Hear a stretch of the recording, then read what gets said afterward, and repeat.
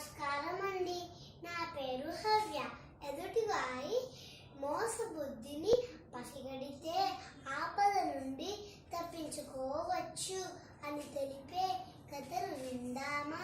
కథ పేరేమిటో తెలుసా? నక్క కోడి పుంజు. ఒకసారి రామాపురం తోటలోకి ఆహారం వెతుక్కుంటూ ఒక నక్క వచ్చింది.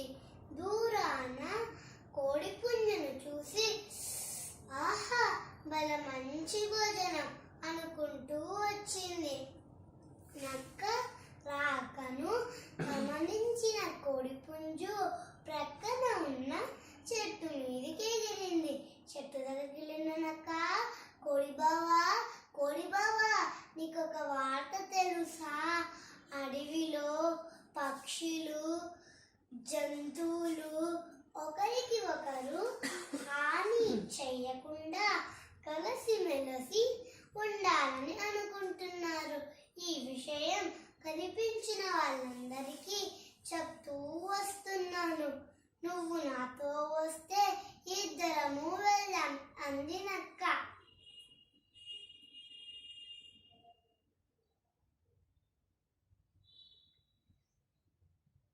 నక్క కుందర ఆలోచనలు పసిగట్టిన కోడి పుంజు, ఆహా ఎంత మంచి మాట చెప్పావు నక్క బావా. ఇప్పుడే ఈ దారిలో 2 సింహాలు వెళ్ళాయి. అవి వచ్చాక వాటితో విషయం చెప్పి వెళ్దాం అంది నక్క. అంది కోడి పుంజు. సింహాలా? ఏవి? ఎక్కడా? అని మంది నక్క.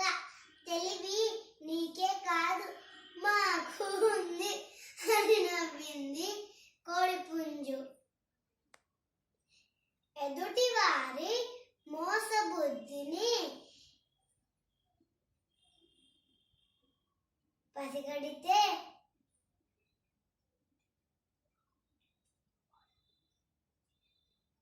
అపాయం లేని ఉపాయాన్ని ఎంచుకోవాలి. ఉంటానండి మరి. Thank you. బాయ్.